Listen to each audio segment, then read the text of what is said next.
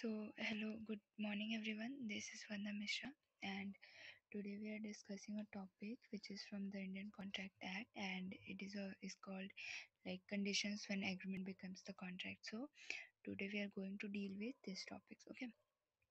So, moving ahead, firstly we will know what is the contract.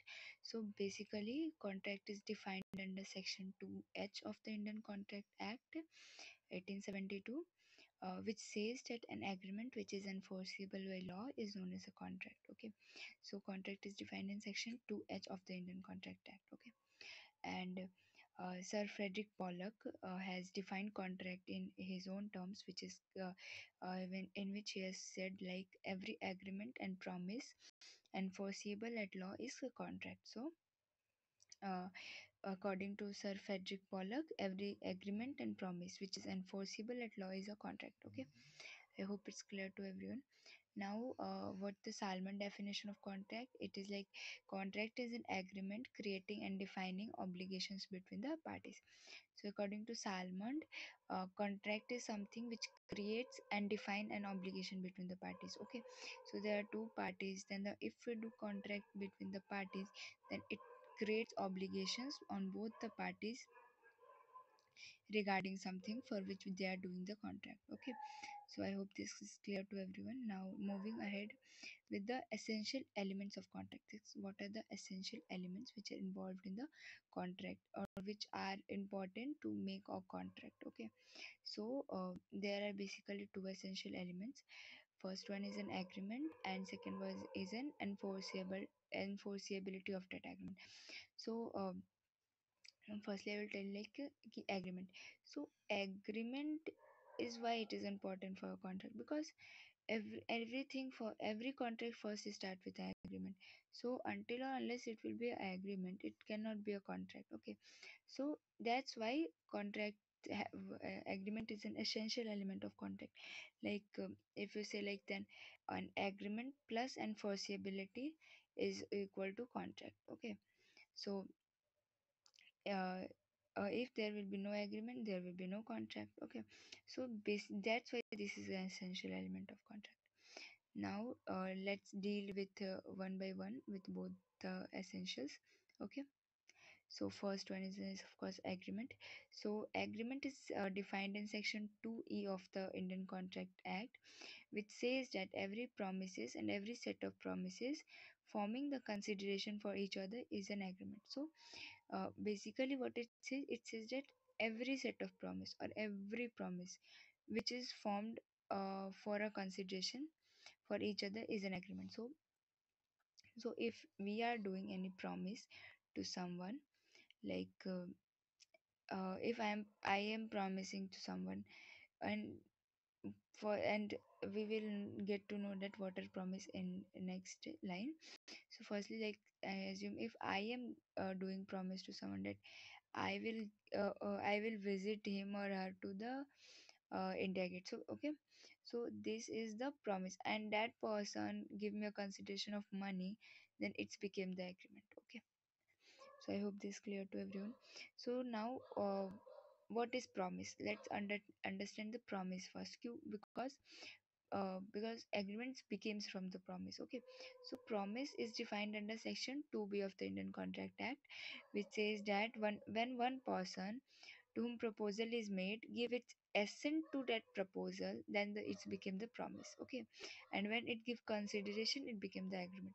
So what is promise? Basically when someone give a proposal, okay, and the another person to whom proposal is given has accepted that proposal or given his assent to that proposal, then it will become the promise. Okay, and again when that the person to whom proposal is given or to whom promise is given give some consideration in return of it, then it became the agreement. Okay, so I hope this is clear to everyone. Okay, now moving ahead with the second essential, that is the enforceability of the agreements. Okay, so basically enforceability of agreement is defined in section 10 of the Indian Contract Act, which deals with the enforceability of agreement, of course. And basically, it provides that all agreements are contract. It says section 10 says that all agreements are contracts if they are made by free consent of parties for a lawful consideration and with a lawful object.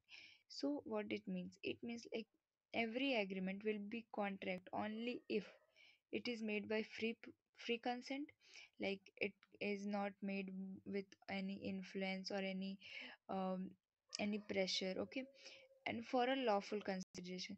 This means there should be a lawful consideration in this contract with a lawful object. Then only an agreement will be contract. If it is unlawful, then how can it be contract? How it can be enforceable in the court? It is obvious now. Okay. So now let's move ahead with the first condition, which is that the competent parties. So this is this deals with the like section 11 and 12 of the Indian Contract Act deals with that, like that who are the persons who are not able to form a contract valid contract. Okay, so the competent parties are not able to form the valid contract, and the parties are like minors, person of sound mind, and person who is disqualified from contracting by any law. Okay, so these are three parties which cannot form a valid contract. So minors are those persons whose age are less than 16. Okay, so if they go into any contract, it will be not valid. Okay, and person of sound mind is called as the person who knows what is right and wrong and what are the consequences of the contract which he is going to do in the future. Okay, so if a person is sound mind, then the contract will be valid, and if the person is not sound mind, it will be not valid, of course. And third one is the person disqualified from contracting by any law. So the third category includes those person who cannot be allowed to enter into the contract by law, like mm, uh, like if you'll take example, like some criminals are not allowed to uh, some people are like banned to go into any contract, so these come into third category. Okay, now the second conditions we are going to deal for a valid contract is free consent, that I must have talked earlier, like free consent. So that the free consent is what? Free consent is something which is given with their own will, that a person who want to do a contract will is giving his or her permission to that contract without any influence, without any pressure. Okay, so let's read this, like they must be agreed to something in same sense, and the consent of the party must have not been obtained by coercion, undue influence, fraud, misrepresentation, and mistake. Okay, so it basically says that if two persons are contracting between each other, then they must be agreed to something in the same sense